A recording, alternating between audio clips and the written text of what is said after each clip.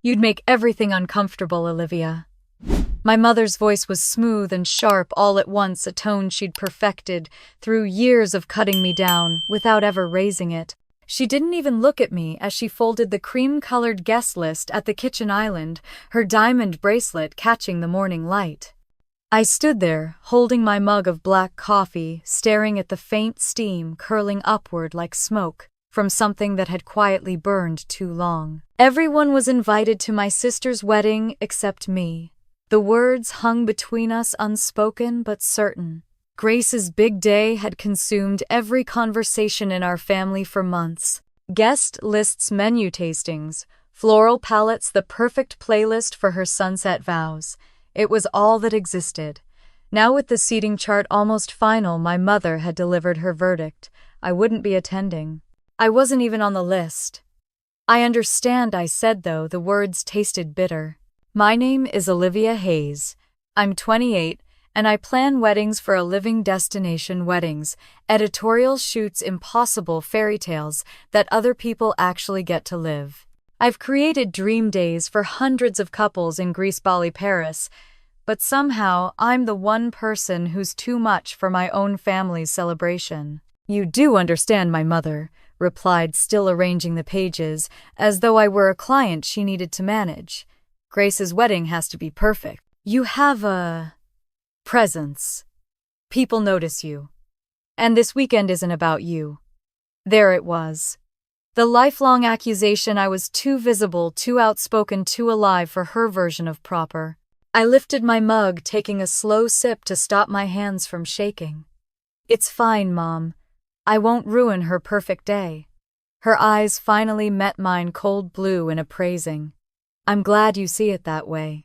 I walked out of the kitchen before my composure cracked. In my car, the silence pressed against me like a weight. I scrolled through photos on my phone, bouquets, smiling couples, champagne under fairy lights. I'd built a career celebrating love, authenticity, the quiet truth that weddings weren't about spectacle but about meaning. And yet in my family, meaning never mattered as much as appearances. Grace, my younger sister, had always been the golden child. Petite, soft-spoken, agreeable. She'd followed every rule, and my mother rewarded her for it. Now she was marrying Daniel Hartman, a lawyer from one of Charleston's oldest families. Their wedding would be elegant, traditional, tasteful, all the things my mother valued more than warmth or honesty. That evening, the family gathered for dinner at my parents' colonial home. White candles glowed against crystal glassware. The air smelled of rosemary and control. Daniel was charming in that practiced Southern way, complimenting the china, laughing at my father's mild jokes. My mother sat at the head of the table, orchestrating the conversation like a conductor, ensuring the music never strayed from her chosen melody. So, Olivia, she began, slicing into her steak with delicate precision. How's your business going? Still doing those unconventional weddings, still helping couples find their own style, I said lightly. I just finished one in Lake Como last month. Intimate, only 20 guests, but absolutely beautiful. She smiled without warmth. Well, some people prefer small things, I suppose. But for Grace's wedding, we want something memorable. Grace flushed and laughed softly, twisting her napkin in her lap. Mom's been planning since the proposal.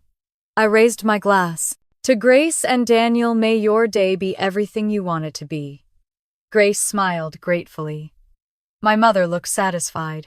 My father, as always, said little. He was gentle, kind, but allergic to conflict. He'd spent his entire marriage mediating between my mother's perfectionism and my attempts to breathe. After dinner, as I helped clear the table, my mother leaned close enough for me to catch her perfume roses and something colder beneath. Try not to post anything that weekend, dear. We don't want confusion online. You know how people talk. It was the final touch of condescension gift-wrapped as concern. Later that night, I sat on my apartment balcony in Seattle's city lights, shimmering on the water. My phone buzzed. Ethan's name lit the screen. Hey, love, he said, his voice warm with that soft Italian lilt that always made me exhale. How's home? I laughed dryly. Toxic as ever. My mom officially uninvited me from Grace's wedding. A pause, then a low whistle. She really said that she said I'd ruin it. Apparently, authenticity doesn't photograph well next to her ivory tablecloths. Ethan chuckled, though I could hear the edge of anger beneath it. You plan dream weddings for a living. If anyone knows how to make something perfect, it's you. Perfection's subjective, I said quietly. He told me about his next project, a fashion campaign in Milan. They asked if I could bring my own creative director. I told them I might know someone brilliant. I smiled despite myself. You're serious? Come for a month. We'll work, eat pasta, talk about love without anyone judging us. The idea lodged in my mind like a spark waiting for oxygen. When we hung up, I stared out at the skyline. My mother's text popped up again, glowing on the screen like a bruise. Please remember no posts that weekend. I turned the phone face down. For years I'd played by the family's unspoken rules. Stay quiet, don't overshadow, be smaller. But something inside me was done shrinking. At midnight, I opened my laptop. Flights to Milan, one way. October 3rd. I hesitated for only a second before clicking book. The confirmation email arrived with a soft chime, and for the first time in months I felt a rush of air in my lungs. As the city hummed outside, I whispered into the dark. If I can't be part of their perfect day, maybe I'll create my own. The thought wasn't revenge. Not yet. It was freedom disguised as a quiet act of understanding. But deep down I knew it would shock them all the same. The air in Milan smelled like roasted coffee and rain when I stepped off the plane. Warm sunlight filtered through the glass roof of Malpensa Airport, catching the tiny particles of dust that shimmered like glitter in the air. I hadn't slept much, but the exhaustion felt different, hopeful instead of heavy. Ethan was waiting for me at arrivals, his camera bag slung over his shoulder, a small smile curving the corner of his mouth. Welcome to Italy, he said, pulling me into his arms. His scent leather espresso, a hint of cedar, felt like safety. For the first time in weeks, my body relaxed completely. I still can't believe I'm here, I whispered. Believe it, he said. You're not running away. You're running towards something. That first morning in Milan felt like a rebirth. The cab ride to Ethan's loft took us through narrow streets lined with faded buildings and wrought iron balconies covered in flowers. The city hummed with life, church bells, scooters, laughter, spilling from cafe doors. I watched everything pass by like I was seeing color for the first time. Ethan's apartment was tucked inside an old stone building with arched windows and high ceilings. Sunlight poured in through floor-to-ceiling glass panes, casting golden reflections on the white walls. He made espresso while I stood at the window staring at the rooftops painted with morning light. For years, I said softly, I planned other people's happiness. But mine always felt postponed. Ethan placed a cup in front of me. Then let's stop postponing. He was here for a fashion campaign with a small Italian brand known for romantic minimalism. They had asked him to create a visual story called Love Over Obligation. When he told them he wanted me to art direct it, they'd said yes instantly. It was supposed to be just a work project, but something about the title made my heart ache. We spent the next few days scouting locations around the city. Old villas framed by ivy cobblestone courtyards, golden fields outside the city. I carried my camera everywhere, capturing details that made my heart hum the way afternoon light hit a cathedral's marble columns, or how a couple shared a secret smile by the fountain in Piazza del Duomo. Each photograph felt like therapy. One morning, as we wandered through Brera's narrow alleys, Ethan looked at me and said, "You look like someone remembering how to breathe." "I think I am," I said. He smiled. "Good. That's what art should do." That night, after a long day of shooting, we sat on the balcony with a bottle of red wine. The city stretched below us, glowing with thousands of soft lights. Cars hummed faintly in the distance, and the sky was a deep, endless blue. Ethan leaned back in his chair, glass in hand. "Do you ever think about going home?" "Home feels complicated," I said. "They've built a version of me there I don't recognize. The troublemaker, the one who ruins things. He was quiet for a moment. You know that's not you. I know, I said. But they don't. He reached across the table and took my hand. Then maybe it's time you create your own story. The way he said it planted a seed inside me, a thought that would grow roots in the days ahead. The next afternoon, we met with a designer named Livia Moretti in her tiny studio, filled with bolts of fabric and vintage photographs. She was petite, energetic, and had the kind of warmth that made people open up instantly. I watched your work, she told me in melodic English. You understand emotion, not just composition. That's rare. I smiled, a little embarrassed. I just try to capture what feels real. Livia nodded. Real is always beautiful, even when it hurts. Her words stayed with me long after we left the studio. Real is always beautiful. As the days passed, the project took shape quickly. Ethan's camera adored Milan. The old textures, the soft light, the quiet grandeur of a city that didn't need to try too hard. We shot early in the mornings when the streets were empty, using couples we found by chance, two lovers sitting on church steps, a grandmother holding her husband's arm while crossing the street. Every image felt unposed, alive. One afternoon, while we were reviewing footage in a cafe, Ethan leaned back and said casually, You know we should do something like this for ourselves. I laughed. What do you mean? He grinned. An editorial shoot? Except it's not fake. A wedding. Ours. I froze for a second, coffee cup midair. You're serious completely. You plan weddings for everyone else. Maybe it's time you plan one that actually belongs to you. I tried to play it off with humor, but my pulse fluttered. You do realize that my family would call that the ultimate betrayal, right? He shrugged. Or maybe it's the ultimate freedom. I didn't answer. I just stared at the window, watching the reflection of golden sunlight bouncing off the glass. For years, I had been told what I could and couldn't do, who I could and couldn't be. What if this was my chance to stop asking permission? That night, I couldn't sleep. The idea haunted me in the best possible way. I lay in bed listening to the rain tapping gently against the balcony doors, imagining what it would feel like to say vows without judgment, to belong entirely to a moment of my own making. The next morning, my phone buzzed. A message from my mother. Grace is finalizing her seating chart. Please don't post anything that weekend. Let's avoid unnecessary confusion. Unnecessary confusion. That's what my existence had become, a potential disturbance in her perfect picture. I stared at the message until the words blurred. Ethan found me sitting by the window. You okay? I handed him the phone. He read the text, then looked at me. She still wants to control how your life looks. I nodded, voice low. It's like I've spent my entire life apologizing for taking up space. Then stop apologizing, he said simply. Create something so honest it can't be compared to anyone else's version. Later that day, we took a train north toward Lake Como to scout another location. Outside the window, rolling hills gave way to shimmering water. The sunlight flickered like gold dust on the lake's surface. Ethan leaned close. If we did it, he whispered, if we really had our own ceremony, where would you want it? I looked out the window, the reflection of my face overlapping the blue of the sky.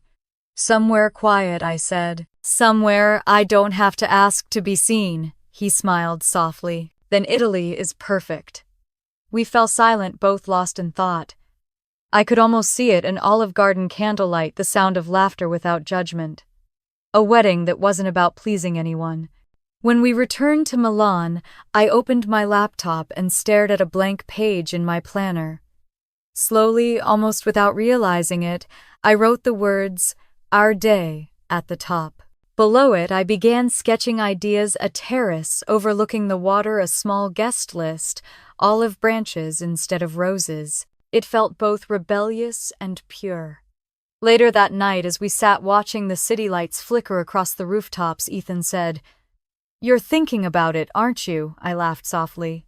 I am, and that scares me. He tilted his head. Maybe that's how you know it's right. The moon rose above the skyline, pale and full. I watched its reflection shimmer in my wine glass and felt something shift inside me, a quiet resolve I couldn't ignore anymore. For the first time in years, my life didn't feel like a reaction, it felt like a creation. Before going to bed, I texted my mother back. "Thanks for the reminder, I'll keep that weekend quiet." Then I turned off my phone, looked at Ethan, and said, "Maybe it's time I planned a wedding I'd actually want to attend." He smiled, slow and sure. "Then let's make it unforgettable."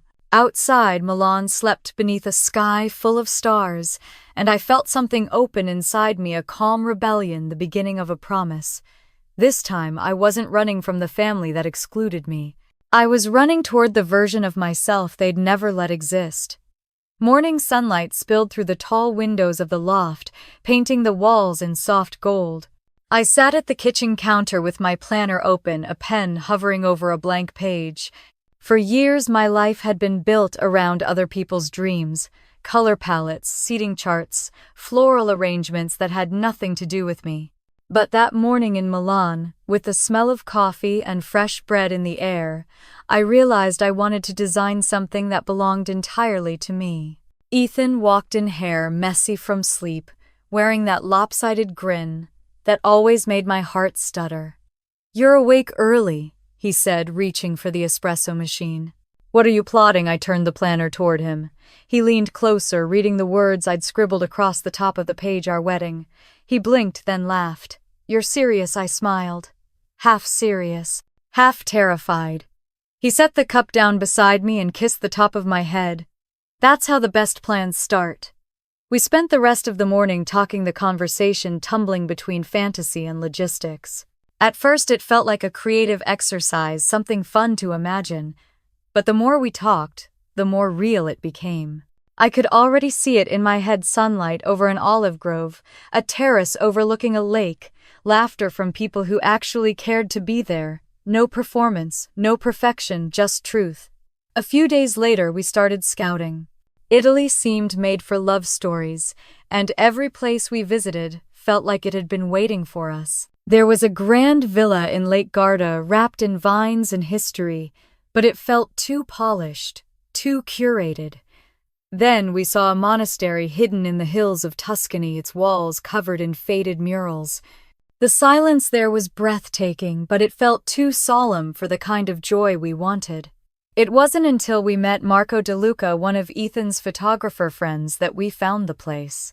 Marco lived near Lake Maggiore, in a small villa passed down through his family. When we arrived, the afternoon light bathed everything in gold, the kind of light photographers chase their whole lives. Olive trees lined the gravel path, and the lake glittered in the distance like liquid silver. "This place," I whispered, turning in a slow circle. Marco smiled. "It has seen many kinds of love, messy, quiet, forbidden, true. You'll fit right in." Ethan looked at me, eyebrows raised. "So Mrs. Cole to be, what do you think?" I laughed. "I think it's perfect." That evening we sat with Marco on the terrace, drinking wine that tasted like sunlight. Cicadas sang in the distance. I watched the horizon fade from orange to pink to indigo and felt something settle inside me, a calm I hadn't felt in years. "This doesn't feel like revenge," I said quietly. "It feels like coming home to myself." Ethan reached across the table and squeezed my hand. "Then we're doing it right." The following weeks blurred into color, laughter, and quiet purpose. Livia Moretti joined us from Milan, bringing swatches of ivory silk and lace. We spent an entire afternoon in her studio while she draped fabric over my shoulders, muttering in Italian about texture and light. When she pinned the last fold, I turned to the mirror and gasped. The dress was simple, no jewels, no layers, no unnecessary grandeur, just a soft silhouette that moved when I breathed. "I look like me," I whispered. Livia smiled, her eyes shining. "Exactly, you finally do." When we returned to the villa, we began planning the ceremony itself. No stages, no guests out of obligation. Only a handful of people we trusted, Marco, Livia, and 2 close friends from Los Angeles who happened to be in Europe. The rest would be nature, olive branches, candles, the lake as witness. Each detail we planned felt like rewriting a story that had once been stolen from me. My mother had always told me that weddings were about reputation, that beauty was measured in cost, not meaning. Every decision she'd ever made was about keeping appearances spotless. But I wanted imperfection. I wanted laughter caught mid-breath, petals falling too soon, light shifting unexpectedly. I wanted life, not performance. Ethan filmed parts of our preparation with his vintage Super 8 camera, saying he wanted it to feel like a memory instead of a documentary. He caught me barefoot arranging olive leaves into a bouquet, my hair falling loose around my face. In one clip, I turned toward him and laughed, sunlight spilling through my hands. Watching the playback later, I barely recognized the woman in the frame. She looked free. A week before the wedding, my phone rang. My mother's name lit the screen. I hesitated, then answered. "Olivia," she said, her voice clipped, already rehearsed. "Are you still in Italy?" "I am." "I hope you're not planning anything foolish. Grace's wedding is next week, and the last thing we need is confusion on social media." "Don't worry, Mom," I said, smiling into the quiet that followed. "I understand." That phrase had once been a shield, a way to keep her from seeing how much she hurt me. But this time it tasted different. Not surrender, clarity. After I hung up, Ethan found me standing on the balcony staring out at the lake. "Everything okay?" "She just wanted to remind me not to ruin Grace's perfect day," I said softly. He frowned. "You're not ruining anything." "I know." I turned toward him. "That's what she'll never understand." That night, I sat by the window while Ethan edited footage on his laptop. I thought about my sister, about how we'd shared everything growing up until the world decided she was golden and I was too much. I wondered if she'd ever question why our mother had turned love into competition. Ethan broke the silence. "Do you ever think she'll come around, Grace?" I asked. He nodded. "Maybe someday," I said. "But it doesn't change what I need now." He closed the laptop, moved beside me, and handed me a small box wrapped in brown paper. "Early wedding gift," he said. Inside was a vintage Leica film camera, the leather worn smooth by years of use. On the bottom he'd engraved tiny words, "For every moment they never saw in you." My throat tightened. "It's beautiful." "So are you," he said simply. We stayed like that for a long time, the sound of water lapping the shore below. I thought about everything that had brought me here, every dismissal, every cold glance, every time I'd been told to be quieter, smaller, easier to love. And somehow all of it led to this, the moment before my own story truly began. Before going to bed, I opened my planner again and checked the final page. Location: Villa, De Luca, Lake Maggiore. Date: October 12. Guess 7. Weather forecast: clear skies, golden light. I added one last line beneath it. For the girl they said ruined everything, and finally made something beautiful instead. Ethan came up behind me, wrapping his arms around my waist, his chin resting on my shoulder. Ready? I looked down at the list and smiled. More than ever. Outside, the lake shimmered under the moonlight. Somewhere in the distance, church bells rang soft and steady. For the first time, I didn't feel like I was rebelling. I felt like I was returning to myself, to love, to the life that had always been waiting. And as I closed my planner, I whispered into the quiet, "Let them have their perfect day. Mine will be real." The morning sun slid through the shutters, warm and golden, the kind of light that made everything seem softer than it was. I woke to the smell of espresso and the distant sound of church bells echoing over the lake. For a moment, everything felt untouched, perfectly still, suspended in peace. Ethan was already on the terrace, his camera in hand, capturing the light as it bounced off the olive trees. "You look peaceful," he said when I joined him. "I am," I said, leaning on the railing beside him. "I think I've finally learned how to breathe again." He smiled. "Don't lose that." I wanted to promise I wouldn't, but peace, I was learning, was always temporary. Later that morning, while Ethan was editing photos, I checked my email. The first message stopped me cold. "Heard a rumor you're planning a wedding abroad? Is it true?" It was from an old client in Charleston, someone who still had lunch with my mother's friends. My stomach dropped. There was no way they could know unless someone had seen the paperwork for our villa booking or the local permits Marco had helped us file. I stared at the message for a long time, my pulse steady but sharp like a warning. The secret I'd kept so carefully was slipping through invisible cracks. I closed the laptop and tried to shake it off. We had a day full of preparations, flowers to select, camera angles to test, a dinner menu to finalize. Still, the unease followed me like a shadow.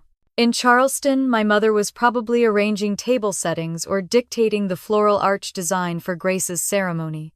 Every detail of that wedding had been curated to perfection, down to the scent of the candles and the playlist for the dinner reception. The very idea of chaos, of imperfection, was her personal nightmare. And yet, half a world away, I was building something wild and uncontainable. By early afternoon, we were knee-deep in olive branches, working with a local florist named Sophia, who hummed quietly as she arranged the stems. The air smelled of rosemary and lake water. I almost forgot about the email until my phone rang. Grace. I froze, staring at her name. We rarely called each other anymore. Our conversations had been reduced to polite text messages and family updates through our father. My thumb hovered over the screen before I finally swiped to answer. "Hey," I said, keeping my tone light. There was a long pause before her voice came through, quieter than I expected. "Are you getting married, Liv?" My heart skipped. "Where did you hear that?" Mom's friend Carol told her, Grace said. "Apparently, someone at the Italian consulate saw your name on a marriage license. Mom is," she sighed. "She's losing her mind." I sat down on the stone step outside the villa, pressing a hand to my forehead. The sky above was cloudless, painfully blue. "It's not what she thinks," I said carefully. "So you're not?" I hesitated, and that silence told her everything. "Oh my God," Grace said softly, "you're really doing it. It's not about you or Mom," I said quickly. It's for me. For us." "Us," she repeated. "As in you and Ethan." The same weekend as my wedding, her voice cracked on the last word and guilt flashed through me like lightning. "The villa dates were limited," I explained. "We didn't pick it to hurt anyone. It just fit." Grace let out a long breath. "Mom thinks it's deliberate. She says you're trying to embarrass us." I laughed bitterly. "Everything I do embarrasses her." "That's not true, isn't it?" I asked. "When I got that photography scholarship, she told people I was too focused on myself. When I moved to Seattle, she said I was abandoning the family. When I built my business, she said I was wasting my time. I could cure cancer, Grace, and she'd still say my shoes were inappropriate." There was silence on the line except for the faint sound of traffic on her end. "Maybe she's wrong," Grace said finally. "Maybe she's hard on you, hard on everyone. But you know she loves us in her way." I swallowed the ache in my throat. "Her way is suffocating." "I just don't want this to turn into something worse," Grace said, her voice trembling now. "You're my sister, Liv. I love you. I wish you could be here. I wish we could have had both." Her words hung between us, heavy and fragile. I closed my eyes, remembering the girl she used to be, the one who shared secrets under the covers, who defended me when I got grounded, who used to slip notes under my door that said, "I love you anyway." "I wish that too," I said. Before either of us could say more, the call dropped. I sat there for a while, listening to the soft hum of the wind through the olive trees. When I looked up, Ethan was standing in the doorway watching me quietly. "Grace?" he asked. I nodded. "She knows." He walked over and crouched down beside me. "You okay?" "I don't know," I said honestly. "It feels like the closer I get to peace, the louder the world gets." He brushed a strand of hair from my face. "Then let them be loud. We'll be quiet." That night a storm rolled in from the mountains. The wind picked up, rattling the shutters, the scent of rain heavy in the air. We moved the candles inside and ate dinner by the fireplace. The storm was wild, beautiful, thunder cracking over the lake, lightning slicing through the dark. "It feels like home followed me here," I said. Ethan poured more wine into my glass, then let it watch. Let it see what peace looks like when it doesn't belong to them. I smiled, feeling the tension in my chest loosen a little. You make it sound so easy.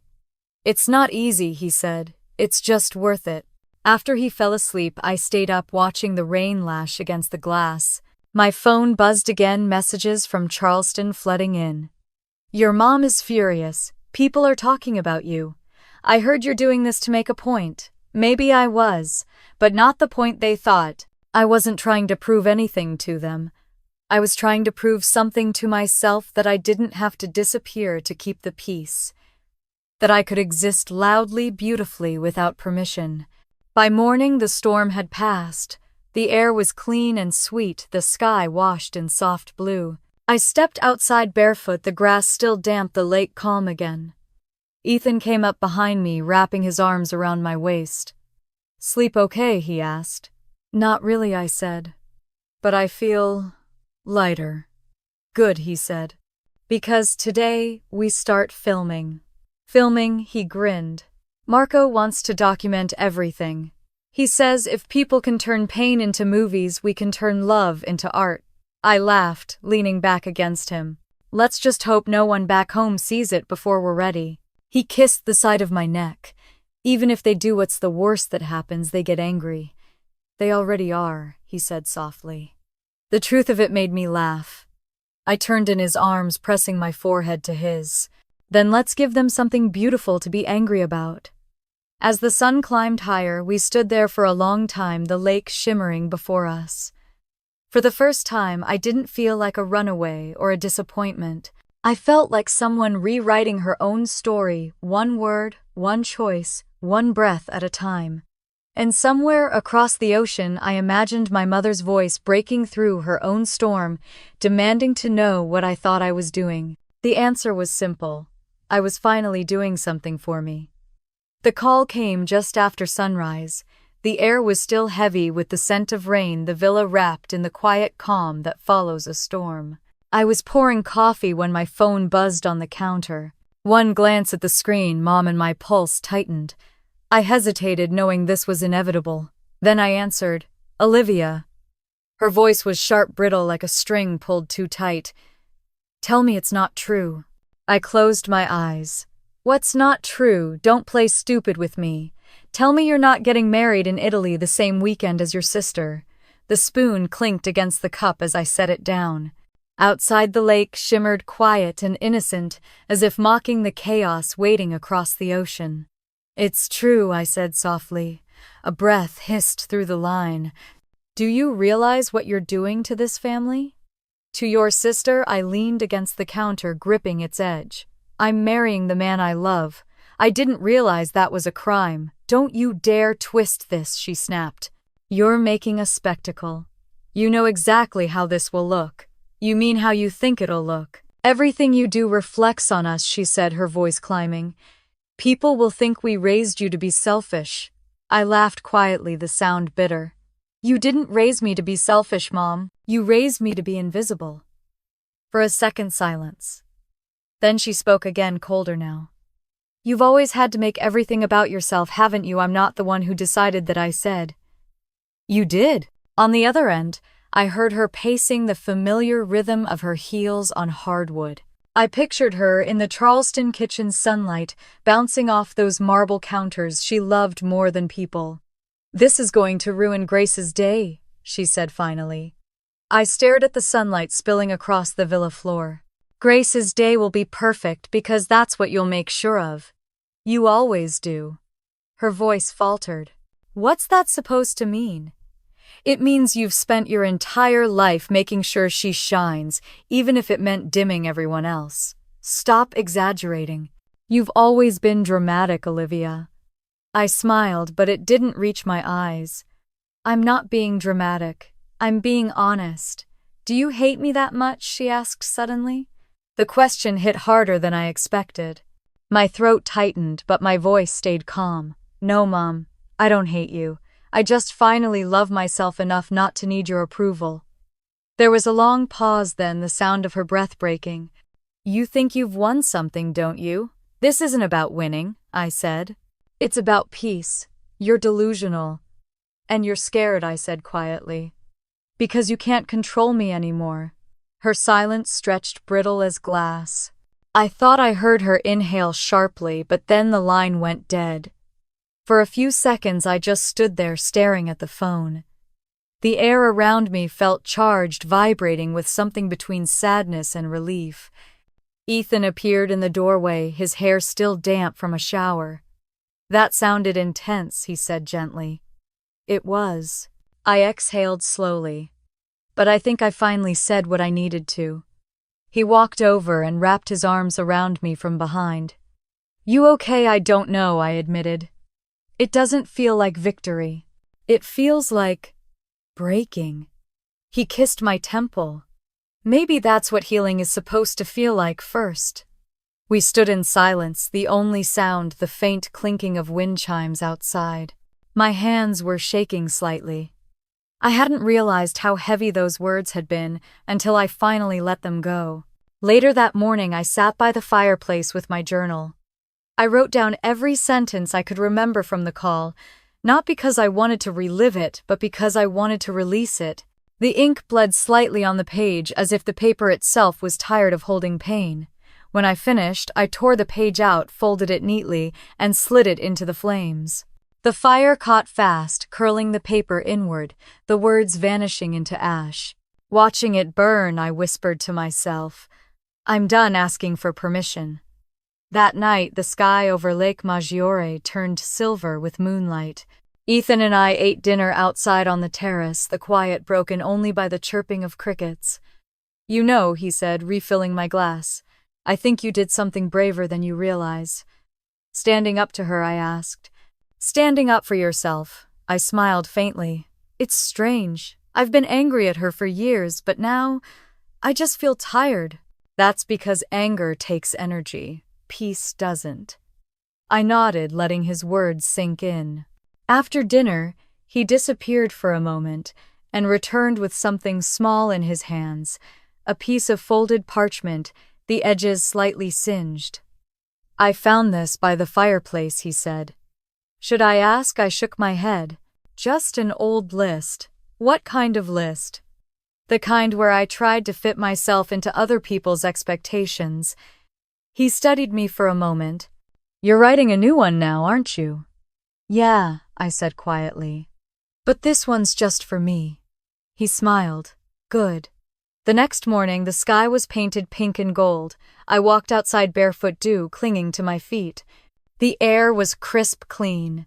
For the first time in as long as I could remember, I didn't feel like I was living inside someone else's story. Then my phone buzzed again. Grace this time. Her name filled the screen like a ghost I wasn't ready to face. Hey, I answered. Her voice was small. Mom's furious. She says you humiliated her. I laughed softly. That didn't take much. She's saying terrible things, Liv. I don't even know what to say to her anymore. She'll calm down. I'm not sure she will, Grace said. But I understand why you're doing this. Maybe I'd have done the same if I were you. Her honesty stunned me. For the first time in years, her voice sounded less like competition and more like kinship. Thank you, I said quietly. She hesitated. I just want you to be happy. I am, I said, meaning it. For the first time, I really am. After we hung up, I walked back to the terrace. The morning light spilled across the lake, turning everything to gold. Ethan stood by the railing, filming the ripples of water. He turned to me, his smile gentle. How's your heart lighter? I said. Good, he murmured. You finally made space for joy. I joined him, resting my head on his shoulder. The silence between us wasn't heavy anymore. It was warm, full of possibility. In the afternoon, I went into my studio and opened a small wooden box where I kept old notes and reminders from my career guest lists, fabric sample sketches of other people's perfect days. I sifted through them one by one and then set them aside, leaving only a blank notebook on the table. On the first page, I wrote, "A wedding should never be about approval. It should be about truth." I didn't know yet that those words would echo far beyond this villa, far beyond my family's world of appearances. For now they were mine alone, a promise whispered into quiet air. That night, as the stars blinked above the lake, Ethan came to bed and kissed the back of my hand. "Are you sure you still want to do it?" he asked softly. "After everything with your family," I turned to face him. "I've never been more sure of anything." He nodded, brushing his thumb across my cheek. "Then let's make it beautiful." I smiled. "We already have." When he fell asleep, I slipped out of bed and stood at the window. The moonlight reflected on the lake like silver glass, and for the first time in my life, I felt untethered, not lost free. The next day, I'd start finalizing the guest list, arranging flowers, setting the stage for a ceremony that would quietly rewrite everything I'd ever been told about who I was allowed to be. But in that moment, I simply stood there breathing, listening to the stillness, feeling every cell in my body finally stop apologizing for existing. And somewhere deep inside, I knew the storm was over. But the real story, the one that belonged to me, was just beginning. The morning air smelled of rain, and rosemary soft and clean after the storm that had rolled through the night. I woke before Ethan, the room still dim, the sound of waves brushing against the rocks below the villa. For a long time I just lay there watching the faint outline of light sneak through the shutters, feeling something I hadn't felt in years: anticipation, without fear. By the time Ethan stirred, the house was already buzzing with quiet activity. Livia had arrived early, with the florist, her voice floating through the courtyard as she directed where to hang the olive garlands. Marco was setting up his camera on the terrace, muttering about angles and morning light. The wedding was only a day away, and everything felt beautifully unreal. Ethan came up behind me, wrapping his arms around my waist as I stood at the window. "You're thinking too much," he whispered. "I'm trying not to," I said, smiling. "It's harder than it looks." He kissed the side of my neck. "You've planned hundreds of weddings. Tomorrow is just one more." I turned in his arms, meeting his eyes. "No," I said softly. "It's the first one that's mine." He smiled, that quiet, grounding smile that had steadied me through every storm. "Then let's make it beautiful." We spent the rest of the morning preparing. The florist's assistants wove jasmine through the stone archway, while I arranged candles and brass holders we'd found at a flea market in Milan. Every choice felt intentional, simple, unpolished, real. There were no elaborate centerpieces, no seating charts, no performances. Just us, our closest friends, and the lake as our witness. As the sun climbed higher, Marco tested his lenses, capturing shots of the terrace.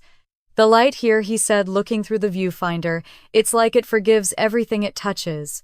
I laughed, then pointed at me. He did, snapping a photo as I stood barefoot among the olive branches, my hair tied loosely at the nape of my neck. When I saw the image later, I barely recognized myself. There was no trace of the woman who had always tried too hard to fit into someone else's version of perfect. That afternoon, Grace called. My phone buzzed where it sat on the edge of the table, her name flashing across the screen. For a moment, I thought about letting it ring, but something in me knew it was time. "Hey," I said quietly. She didn't bother with small talk. "Mom's still upset," she said, her tone clipped but tired. "She's been calling people all morning, trying to get sympathy. She says you're doing this to humiliate her." "I'm not," I said simply. "I'm doing this because it's the first time I've been happy in years." Grace sighed. "You know she won't see it that way." "I don't expect her to." There was a pause. "Liv," she said softly, "she's scared. She doesn't know how to be proud of you without feeling like it's a loss for her." The honesty in her voice made my chest ache. "I know," I said. "But I can't keep shrinking to make her comfortable. She won't understand that. She doesn't have to." Grace was silent for a while, then said, "I hope it's worth it. It already is." After we hung up, I stood at the edge of the terrace, staring at the horizon, until the ache in my chest turned to calm. The air smelled of salt and flowers. I closed my eyes and whispered to myself, "This time I'm not running from guilt. I'm walking toward peace." Ethan joined me a few minutes later, slipping his hand into mine. "Grace?" he asked. I nodded. "She's caught in the middle like always." He squeezed my hand gently. "You can love people and still choose yourself." I'm learning that, I said, finally. By late afternoon, the preparations were finished. The villa looked like a dream, wild, imperfect, alive. Livia had transformed the archway into something that looked more like nature than design olive leaves and white jasmine spilling over the stone like they'd grown there for centuries. We sat down for dinner with Marco and his wife, the table lit by candles and laughter. The wine tasted like summer. The kind of warmth that sits in your chest long after you've swallowed it. To tomorrow, Marco toasted, raising his glass. To love without apology.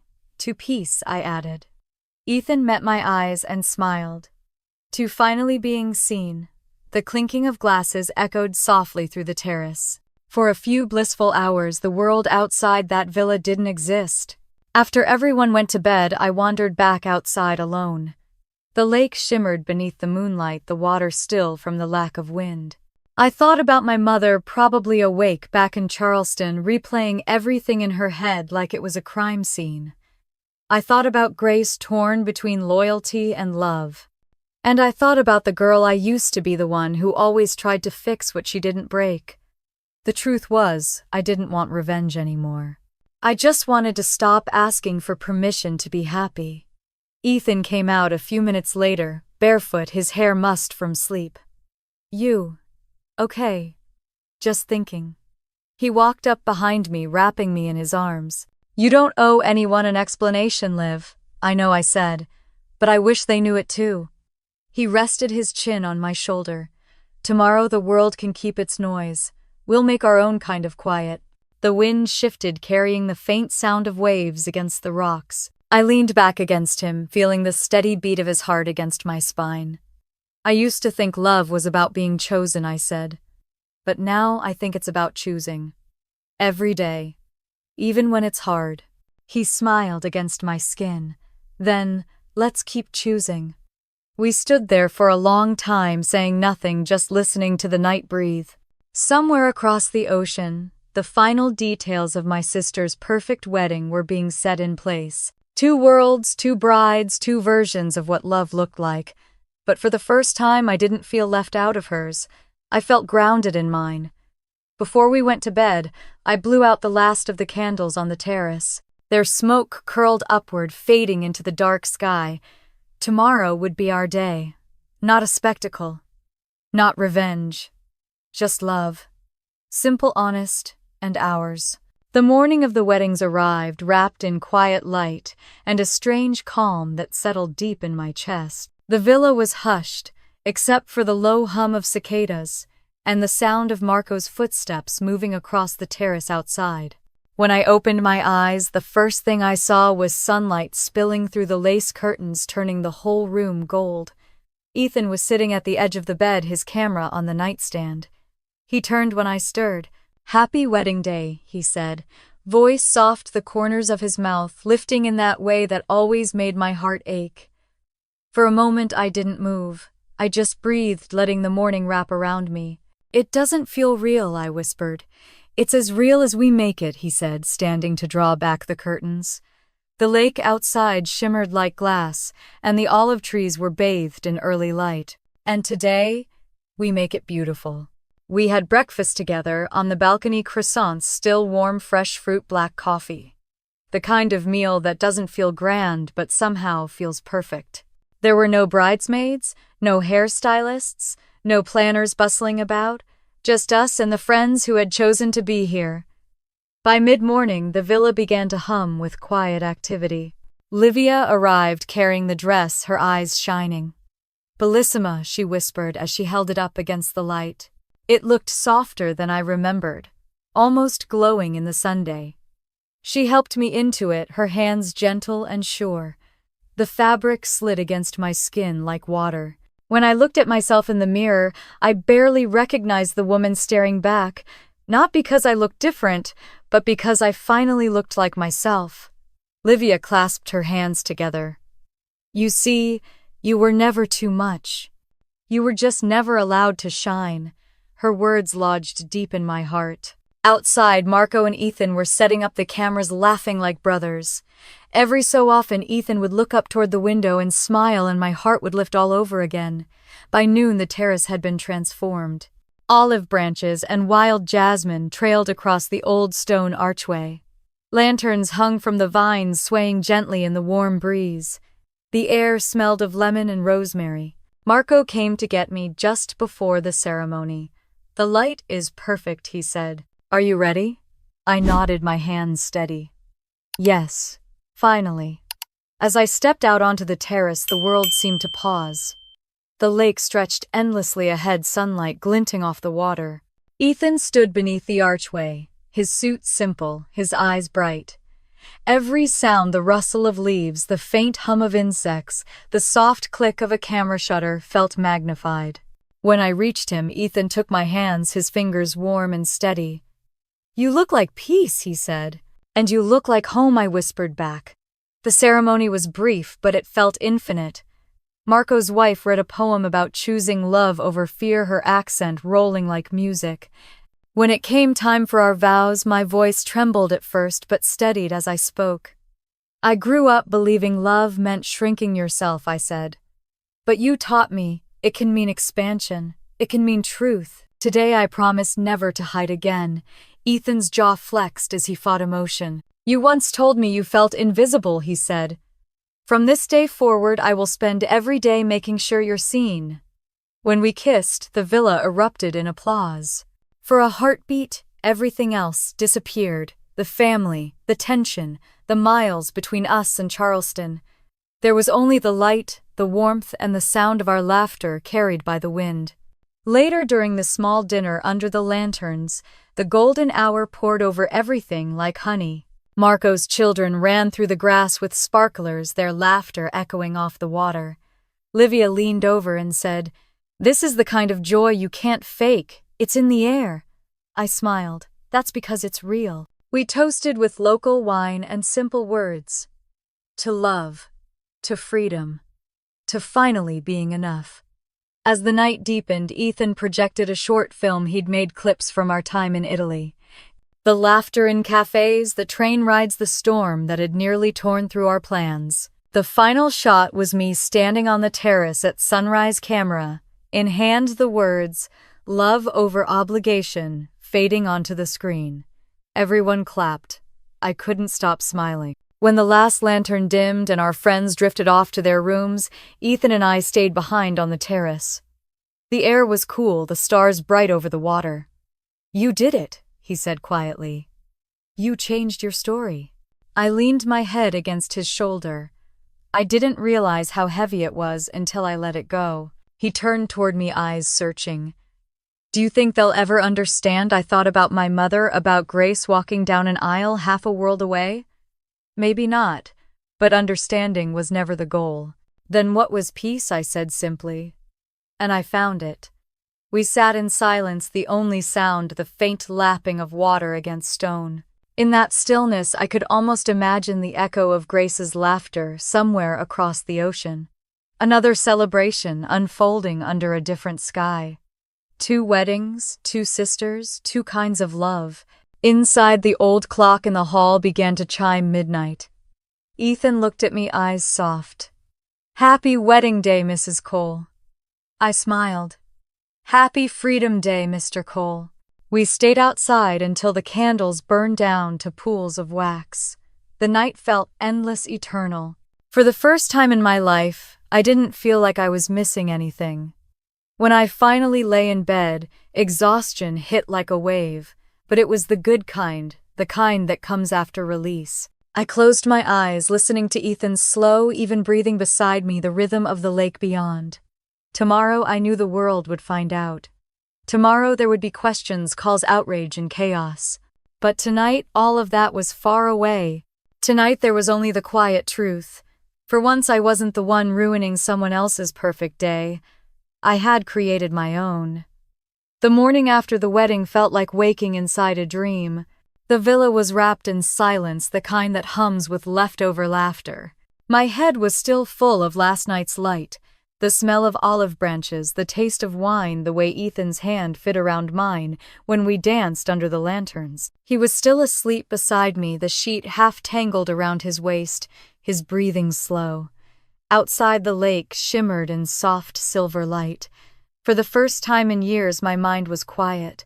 I thought this was peace. I had no idea it was only the eye of the storm. I made coffee, stepped onto the balcony, and opened my phone. At first it was innocent, a few texts from friends congratulating us, a message from Marco with a handful of photos attached.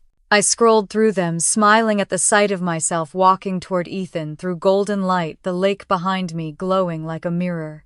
Ethan joined me, still half asleep. "You're already up." "I couldn't help it," I said, showing him the photos.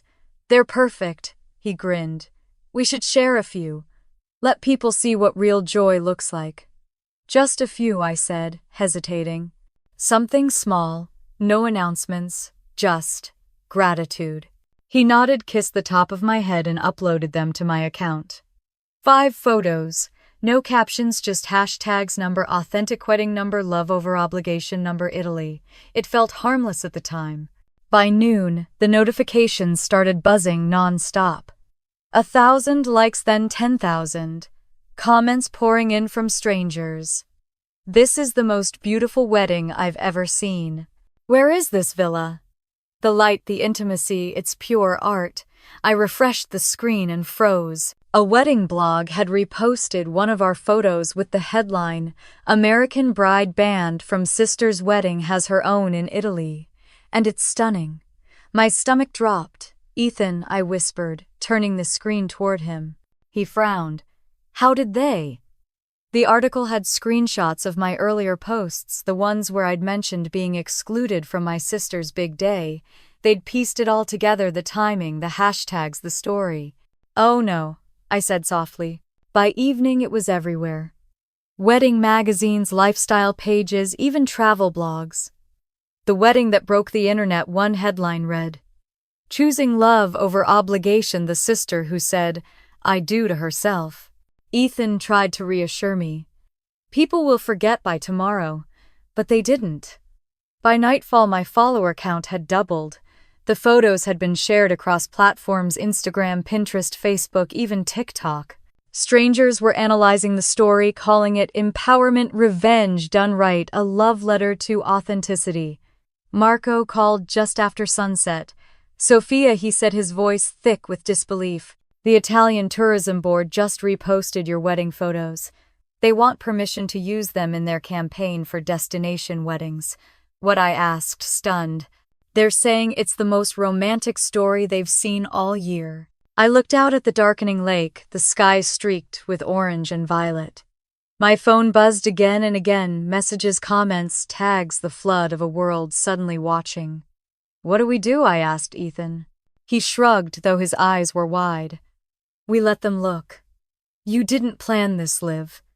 But maybe it's time the world saw who you really are." That night I couldn't sleep. My phone lit up beside the bed like a small, relentless fire. Every few seconds, another message, another share.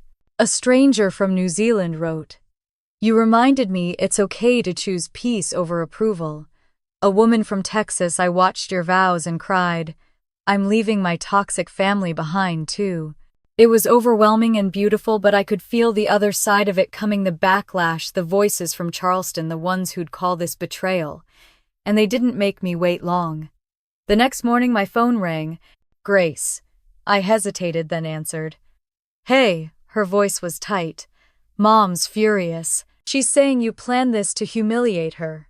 I closed my eyes. "Grace, people are calling us non-stop," she continued. "Aunt Carol says the photos are on Facebook. There's a headline saying you stole the spotlight." "I didn't leak anything," I said. "We posted a few pictures, that's all." "You knew it was my wedding weekend." "I knew it was my life too," I said quietly. The line went silent for a moment. When Grace spoke again, her voice had softened. "It's just, Mom's unraveling. She thinks this was revenge." I swallowed hard. It wasn't. I just wanted my own peace. "But the same day, Liv," she whispered. "Of all the days in the year, There it was, the question I'd been dreading. The one that held both accusation and truth. I didn't answer right away. Outside, the villa glowed under morning light, calm and still, so far removed from the storm on the other side of the ocean. I picked the day because it was available, I said finally. Because it felt right. Maybe it was selfish. But I'm done living my life by other people's calendars. Grace exhaled shakily. Mom says you did it to hurt her. I laughed softly. She doesn't need my help for that. She's been hurting herself for years. Grace didn't respond, but I heard the faint sound of her sniffling. She's scared, Liv. She says she's losing both of us. For the first time in a long while, I felt something almost like pity. Maybe she's just realizing we were never hers to control. When the call ended, I sat there staring at my reflection in the window. The woman looking back wasn't angry or even triumphant. She just looked tired. Free, but tired. Ethan walked in holding his camera. "You okay?" I nodded. Grace called. "Mom's having a meltdown." He sighed. "You knew it would happen. I just didn't expect it to happen so fast." He kissed my forehead. The truth moves quickly once you stop hiding it. By that evening, our story had reached major news outlets. The Italian wedding heard around the world blared one headline. A journalist emailed me asking for an interview. Another wanted to feature the villa, calling it the birthplace of modern authenticity. Marco texted me a screenshot of his inbox. Dozens of inquiries from couples wanting to book the same location. "Your wedding just made me famous," he wrote. Ethan laughed when I showed him. You see, even the chaos has beauty. But beneath the laughter, I could feel the tension building. My mother's silence had always been louder than her words, and now that silence felt like a storm cloud hanging over the Atlantic. That night I scrolled through the comments again, unable to stop. Some were supportive, others cutting. She just wanted attention. Another influencer turning trauma into trend. Still, that light is unreal. I set the phone down and went outside. The air was cool, the sky heavy with stars. The lanterns from last night still hung from the vines, swaying gently. Ethan followed me out. "Can't sleep. I think I started something I can't control," I said. He slipped his arm around my shoulders. "Maybe you started something you were meant to." I looked at him, the light from the house catching the edges of his face. "Do you ever think the truth has its own timing?" "Always," he said. "And it looks like yours just arrived." I let his words settle in the night air.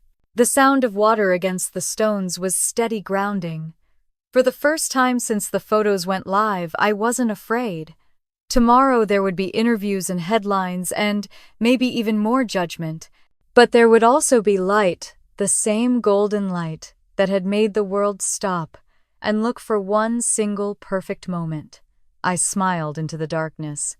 If they wanted a story, I guess I finally gave them one. Ethan's voice was soft beside me. "Yeah, but this one's yours." And as the wind rustled the olive branches, I realized something important. I hadn't ruined anyone's perfect day. I had simply stopped ruining mine.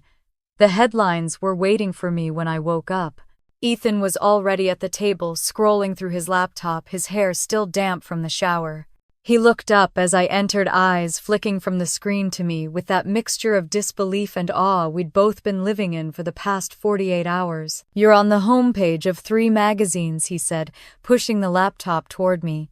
"Vogue, The Atlantic, and some lifestyle site I've never heard of. They're calling you." He squinted at the screen. "The face of modern authenticity." I stared at the photo that filled the page.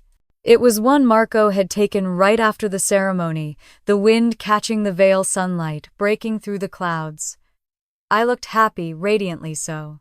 It almost didn't look like me, and yet it was the first time I felt like it truly did. Ethan smiled. "You realize your wedding has officially become a cultural phenomenon," I laughed, softly shaking my head.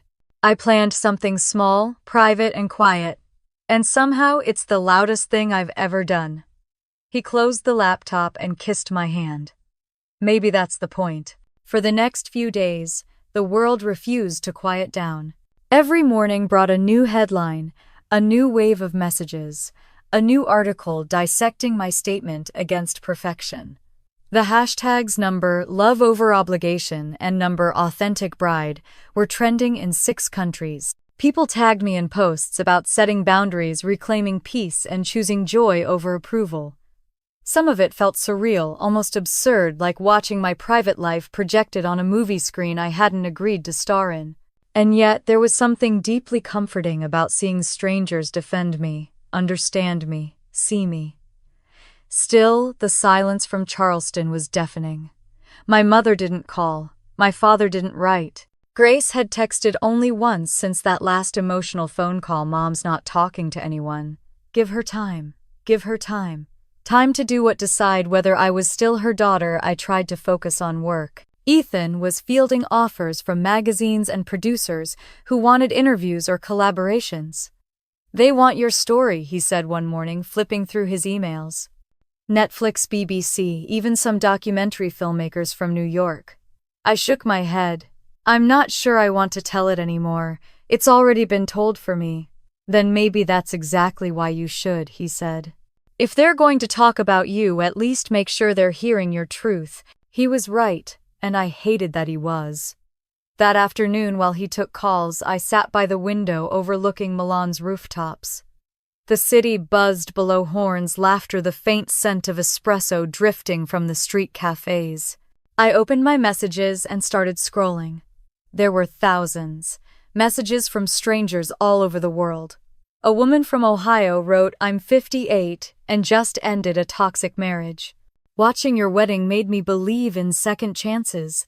A college student from Canada. "My mom never supported my career choice. Seeing you choose yourself gave me courage." A grandmother from Australia. "My daughters and I watched your story together. You reminded us that love doesn't need permission." I read until my eyes blurred. Each message felt like a quiet confession, a piece of someone else's life being handed to me for safekeeping. By the time Ethan returned, I was crying, not from sadness, but something softer. "They get it," I whispered. "They really get it." He sat beside me, wrapping an arm around my shoulders. "You started something, Liv. Maybe bigger than both of us." I wanted to believe that. But fame, even accidental fame, comes with its shadows.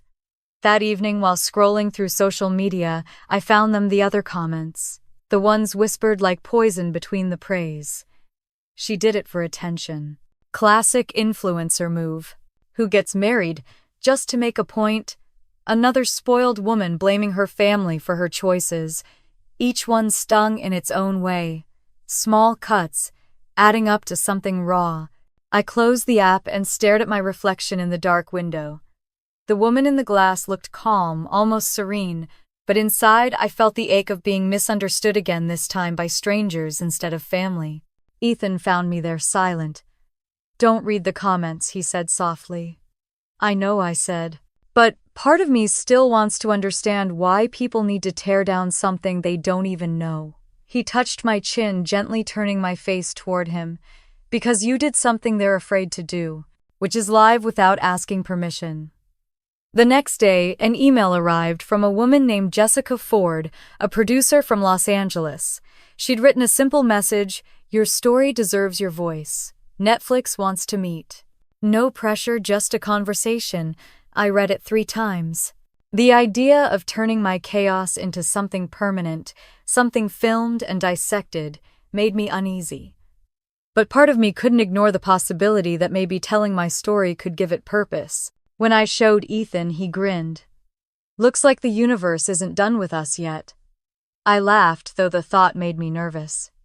Hollywood isn't exactly where I pictured closure. "Maybe closure isn't a place," he said. "Maybe it's just being brave enough to look back without flinching." That night I couldn't sleep. I stood by the window watching the lights of the city flicker. Cars moved below like streams of fireflies. Somewhere out there, people were watching our video, reading our story, forming opinions about us. It should have terrified me. Instead, I felt strangely calm. Maybe for the first time in my life, I wasn't chasing approval. My phone buzzed. A message from Grace. "Mom finally watched the video." She didn't say much, but she cried. My chest tightened. I typed back, "Is she okay?" After a minute, Grace replied, "She said you looked happy." She didn't sound angry, just quiet. I stared at the screen until the words blurred. Quiet. For my mother's silence was never just silence. It was surrender. It was the closest thing she had to admitting she'd been wrong. I set the phone down and whispered to the night, "Thank you." Ethan stirred in bed, his voice sleepy. "Everything okay?" "Yeah," I said softly. "For once, I think it is." In the morning, I watched the sun rise over Milan, painting the city in soft pink. For years, I'd thought peace was something other people gave you: an apology, forgiveness, understanding. But standing there, I realized peace was something you take back piece by piece until there's nothing left to prove. Later, over coffee, Ethan asked, "So what do we do next?" I smiled. "We tell the story right." He raised an eyebrow. "Does that mean what I think it means?" "It means I'm ready to talk. But on my terms," he grinned, lifting his cup in a mock toast. "To your terms, Mrs. Cole?" I laughed, the sound feeling freer than it had in years. Outside, church bells chimed, marking a new hour, a new beginning. I thought about my family back in Charleston, about my mother tending her roses, Grace settling into her new marriage, my father hiding behind his quiet diplomacy. Maybe they'd never understand me. Maybe they didn't need to. All I knew was that I finally understood myself, and for the first time that was enough. The plane descended into Los Angeles beneath a sky that looked impossibly wide, streaked with streaks of pink and gold.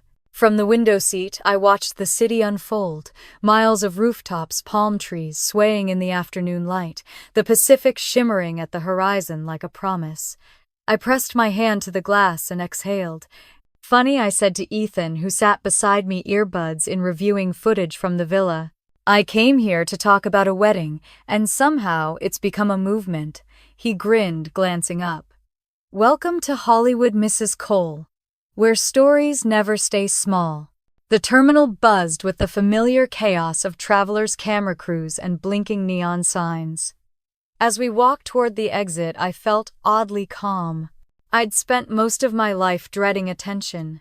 Now, for the first time, I was walking straight into it.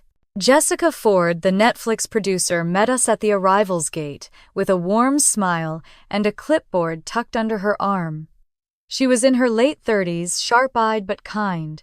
"Olivia, Ethan, thank you for coming," she said, shaking our hands. "You've caused quite the cultural stir." "Accidentally," I said. "The best stories usually are," she replied. Her car took us through the heart of Santa Monica, palm trees flashing past the windows. Billboards advertised movies, shows, lives larger than life. I couldn't help but think how strange it was that my own had joined them even for a moment.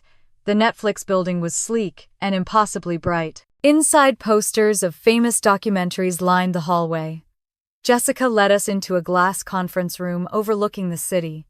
"We're not interested in sensationalizing," she began. "Your story isn't about scandal. It's about choosing love over obligation, and what that says about family identity and forgiveness." Her words landed softly but deeply. "I can agree to that," I said. "But if I do this, it has to be honest. No villains, no rewriting for drama." Jessica nodded. "You'll have full narrative input. This isn't about tearing anyone down, it's about showing people what healing looks like." Ethan reached for my hand under the table. His eyes said what his mouth didn't. "You're taking your story back." A week later, we began filming. The first scene was simple.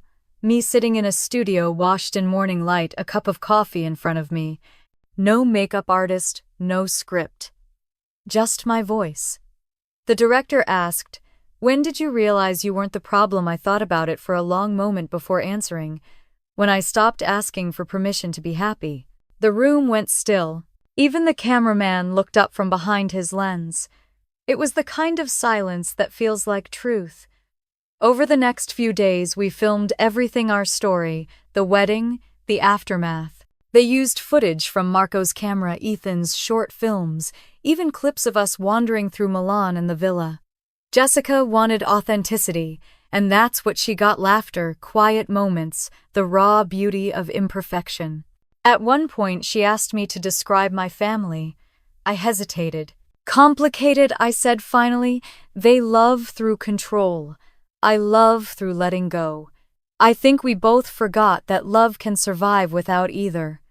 When the crew wrapped that day, Ethan kissed my forehead. "That line's going to end up in the trailer," he said. I laughed softly. "Then maybe it'll help someone else figure out their own story." Weeks passed in a blur of interviews, edits, and endless cups of coffee. The more I spoke, the more I realized how many people saw themselves in my story, not because of the wedding, but because of the quiet desperation underneath it. When the trailer was released, the internet lit up all over again. Clips of the villa flashed across the screen, the sun setting behind the olive trees, Ethan's voice saying, "You're not too much. You were just never allowed to shine." My own narration followed, "Love isn't performance, it's peace." The final shot was the two of us standing under the archway, bathed in gold, the words, "Love over obligation," fading in elegant white text. Within hours, the trailer had millions of views. People shared it with captions like this: "This is what healing looks like." Hashtags resurfaced: number, love over obligation number, authentic living number, Olivia Cole. I tried to stay grounded, but it was impossible not to feel the weight of it all. A few nights after the trailer dropped, my phone buzzed with a message from Grace. "Mom watched the preview. She cried. She said she didn't realize how much she'd silenced you." I stared at the screen until my vision blurred. My mother hadn't spoken to me since the wedding. I hadn't expected she ever would.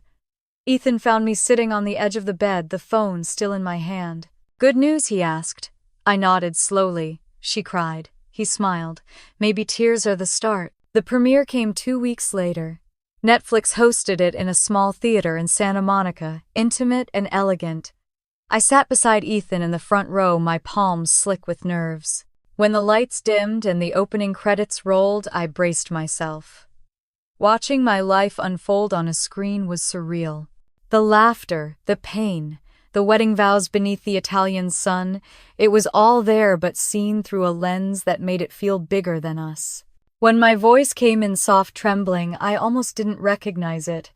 I didn't choose this path to hurt anyone. I chose it to stop hurting myself. The audience fell silent. When the credits rolled, people stood and applauded. Not the polite kind, the real kind, full of warmth and empathy.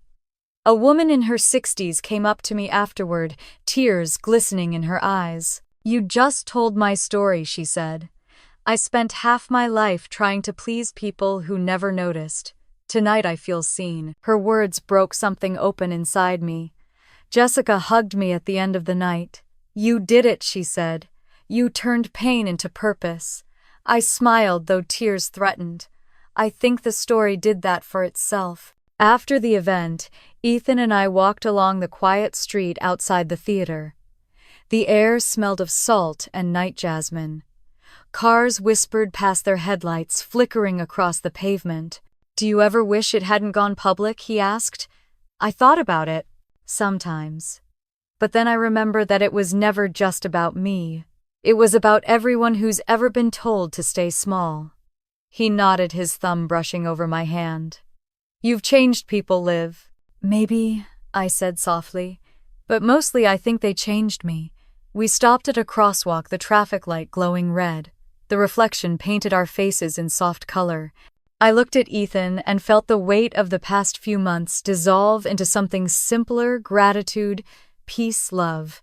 "I spent years being the story my family told about me," I said. "Now I'm finally the story I choose to tell." The light turned green. We crossed the street hand in hand, the city stretching endlessly ahead. For once, the world felt wide enough to hold me. The room went dark as the Netflix logo appeared on the screen. The crowd quieted instantly, and for a moment, I forgot to breathe. Ethan squeezed my hand as the first frame lit up the Italian sunlight, the olive trees, the sound of laughter. My voice came next, soft and unsteady. "I grew up believing love meant making myself smaller. But I learned that real love never asks you to disappear. The audience sat still, captivated. I could feel their silence like a heartbeat under my skin. When the documentary ended, the lights rose slowly, and for a long time no one moved. Then, the applause began. It started as a ripple, one person clapping, then another, until the entire room was on its feet. The sound filled every corner of the small theater. I felt my throat tighten as strangers came up to me, tears in their eyes. A woman with silver hair grabbed my hands. "You just told my story," she said, her voice trembling. "I spent my whole life trying to please everyone. I wish I'd learned sooner what you learned now." I smiled through the tears burning behind my eyes. "It's never too late," I whispered. Ethan slipped an arm around me. "You realize what you've done," he murmured. "I think it's finally hitting me," I said. Afterward, we went outside into the cool Los Angeles air. The marquee above the theater glowed faintly against the night sky. A few people were still lingering outside, taking photos with the posters. Someone had written on social media, "This story heals people you'll never meet." It didn't feel like fame. It felt like connection. Over the next week, the documentary exploded. It was trending in over 20 countries. The hashtag number Love Over Obligation returned with a vengeance, flooding social media, with women sharing their own stories, sisters, daughters, mothers talking about boundaries, forgiveness, and choosing peace. I read hundreds of comments every night before bed. I called my sister for the first time in 10 years. I left a toxic marriage after watching this. I finally said no to something that was breaking me. Each message felt like a small luminous thread tying us together across oceans. But the moment that changed everything came quietly. 6 months after the premiere, Ethan and I flew back to Charleston. It was spring, the air heavy with magnolia blooms, the city washed in soft pastels. I hadn't been home since before the wedding, and every familiar street carried ghosts. The taxi turned down the old Oak Line drive to my parents' house. My stomach knotted. Ethan reached for my hand. "You don't have to do this," he said. "I know," I said, "but I want to." My father opened the door. He looked older than I remembered, his hair thinner, but his eyes kind. For a moment, we just stood there, measuring the space between who we'd been and who we'd become. Then he stepped forward and hugged me. "Welcome home, sweetheart." The scent of his aftershave, cedar and tobacco, hit me like a memory. I blinked back tears. "Hi, Dad." He smiled, though his eyes were glassy. "Your mother's in the garden." The garden had always been her sanctuary, the one place she didn't need to perform. I followed the narrow brick path to where she was cutting roses, her straw hat tilted low over her face. She didn't turn around when she spoke. "I wasn't sure you'd come. I wasn't sure you'd want me to," I said. She set down her shears and faced me. Her eyes looked tired, softer somehow. "You look different," she said, calmer. "I am." She hesitated, then sighed. "Your film?" It was hard to watch. But I did. I held my breath. "You always saw the world differently," she continued. "I used to think that meant you were defiant. Maybe it meant you were brave." The words cracked something open inside me. "I didn't make it to hurt you," I said. "I just wanted to tell the truth." "I know." We stood there for a long time, surrounded by the scent of blooming roses and the buzz of distant cicadas. She reached out, brushing a strand of hair from my face. "You remind me of my mother when she was young," she said. "She never asked permission to be herself either." And just like that, the weight I'd carried for years, anger, disappointment, grief, began to loosen. When Grace arrived an hour later, she was glowing, her belly round with pregnancy. I laughed through tears when she said, "I hope you don't mind, but I'm naming her Olivia." For a second, I couldn't speak. Then I hugged her, breathing in the soft scent of jasmine from her hair. "You have no idea what that means to me." She smiled. "You showed me what love really looks like. Not the kind Mom always talked about, the kind that makes room for everyone to be real." We sat on the porch, the three of us, Mother, Grace, and me, watching the sun set behind the trees. It wasn't perfect. There were still silences, Small hesitations, old wounds we'd have to revisit one day. But there was peace in the air, fragile but real. When Ethan took a photo of us together, I didn't pose. I just sat there, hand on Grace's arm, my mother's shadow falling softly across mine. The light caught us all in a way that made me think, this is what healing looks like, not dramatic, not loud, but quiet and earned. Later that night, Ethan and I walked along the beach. The tide rolled in slow, steady waves, washing over our feet. The moon hung low over the horizon, bright and watchful. "You did it," Ethan said. "I didn't fix everything," I replied. "But maybe that's not the point." He smiled, slipping his hand into mine. Maybe the point was never revenge. Maybe it was understanding. We walked in silence for a while, the sound of the waves like a heartbeat beneath the stars. "I used to think closure meant everyone agreeing I was right," I said. "But it's not that. It's realizing I don't need them to." He squeezed my hand gently. "That's the kind of revenge that lasts, the kind where you stop needing an audience." I smiled, feeling the truth of it deep in my chest. "It's funny," I said. "For years I wanted them to see me. Now I just hope they see themselves." The next morning before our flight, I stood one last time on the porch. My mother's roses swayed in the breeze, their petals pale pink and white against the morning light. I thought about everything that had happened, the exclusion, the silence, the viral storm, and realized none of it defined me anymore. Peace isn't loud. It doesn't announce itself. It slips in quietly in the spaces where you finally stop fighting.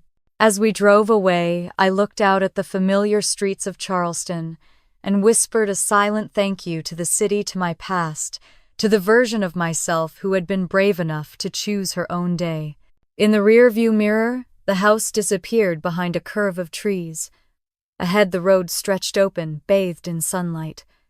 And for the first time, I didn't look back.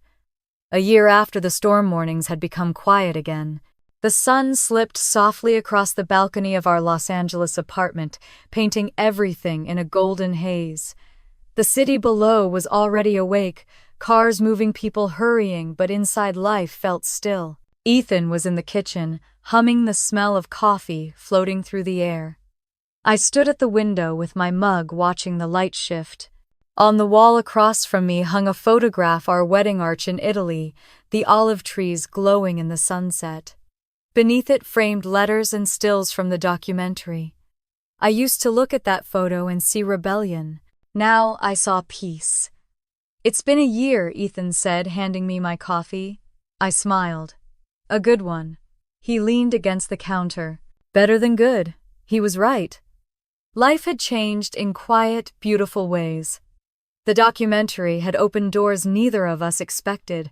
We started a small creative studio that helped women tell their own stories, photographers, filmmakers, writers, who'd been told their voices were too much. Our inbox overflowed with messages from people who said the film gave them courage to start over. One email I read over and over was from a woman named Carol in Vermont. She was 59, divorced, and terrified to start again. "I didn't think women like me had time left for peace," she wrote. "Then I saw your story. I bought a one-way ticket to Italy. I'm learning to paint." I printed her email and kept it pinned above my desk. Every time I doubted myself, I read it again. That spring, Ethan and I decided to return to the villa for our anniversary. When we arrived, it was exactly as I remembered: the lake, glimmering, the jasmine blooming, Marco waving from the terrace with a grin that could outshine the Sunday. "You two started a revolution," he teased as he hugged us. "The place has been booked solid since your wedding. Everyone wants their Olivia and Ethan moment." I laughed. "Then let's make sure they know it's not about the photos, it's about the feeling." He nodded knowingly. "Always." That evening, the air shimmered gold as the sun dipped behind the hills. We sat by the lake, a bottle of wine between us. The water lapped softly against the rocks and the lanterns flickered to life one by one. "It looks the same," Ethan said. "I don't," I replied. "The woman who stood here last year was still trying to prove something. The one standing here now doesn't need to." He reached over and brushed his thumb against my cheek. You've changed the meaning of revenge." I laughed quietly. "How's that?" "It's not about hurting anyone anymore," he said. "It's about healing yourself." I looked out at the water, its surface glowing like glass. Maybe that's the only kind of revenge worth having. The next morning I opened my journal and began to write. The pages filled easily, the words spilling out like they'd been waiting. I wrote about my mother, about Grace, and the baby, about the silence that used to scare me but no longer did. I wrote about freedom, the kind that isn't loud or dramatic, but steady, gentle, earned. When I finished, I sat back and smiled. It wasn't a confession this time. It was gratitude. A week later, back in Los Angeles, the studio buzzed with quiet purpose. We were in pre-production for our next documentary, Women Who Chose Themselves. It would follow women around the world who had broken cycles of fear, duty, and expectation. I wanted to show that choosing yourself wasn't selfish, it was sacred. One afternoon, I received a letter in handwriting I recognized instantly. My mother's. "Dear Olivia, I watched the film again last night. I see now what I couldn't before. You weren't trying to hurt me, you were trying to breathe. I'm proud of you, even if it took me too long to say it." Tears blurred the ink as I folded the letter. It was the closure I didn't know I still needed. Forgiveness had arrived quietly, not in words spoken, but in the space they created. Grace called later that week, her baby cooing in the background. "She just took her first steps," she said. "What did you do?" I asked, laughing. "I cried," she admitted, "and then I thought of you." Hearing that, something inside me softened even more. The circle had closed. The wounds that once divided us had turned into reminders of how much we'd survived. That evening, Ethan and I sat on the balcony, watching the city lights flicker like constellations. The air smelled faintly of rain. "Do you ever miss it?" he asked. The chaos. I smiled. "No. I think peace is underrated," he chuckled. "You'd make a terrible drama star." "Good," I said. "I've had enough drama for a lifetime." We watched as a plane crossed the night sky, its tiny light blinking. Somewhere, another woman was watching our film for the first time, maybe seeing a reflection of herself. I hoped she felt less alone. Before bed, I recorded a small message for the channel's new upload, a short behind-the-scenes clip from our studio. My voice sounded softer, now lighter. "Hi everyone," I said into the camera. "If you've followed this journey since the beginning, thank you. I never imagined my story would reach so many hearts. But the truth is, it's never really been just my story. It's ours, the story of anyone who's ever been told to stay quiet, to shrink, to settle. You don't have to. You're allowed to choose peace, even if it means walking away from what doesn't love you back." I paused, smiling at the lens. If this story meant something to you, share it. Tell me about your journey in the comments. I still read every single one. And if you believe, like I do, that healing is a journey worth sharing, stay with us. There are more stories to tell, more hearts to remind that it's never too late to begin again. I hit record off, sat back, and exhaled. Outside, the night had turned silver. The city was still alive, but it felt quieter somehow, like it had learned to breathe with me. Ethan came up behind me, wrapping his arms around my shoulders. "What did you tell them this time?" he asked. "That peace is contagious," I said, "and that they should stick around for what comes next." He laughed softly. "That sounds like you." We stood there together, the hum of the city beneath us. Somewhere far away, the tide of life kept moving. Women finding their voices, stories being rewritten, families mending storms finally passing. As I looked out over the horizon, I thought about everything that had led here. The rejection, the defiance, the healing. It no longer felt like a wound or even a victory. It just felt like truth. I reached for my camera, lifted it toward the skyline, and clicked. The shutter's sound echoed through the quiet apartment. Some storms break you. Others set you free.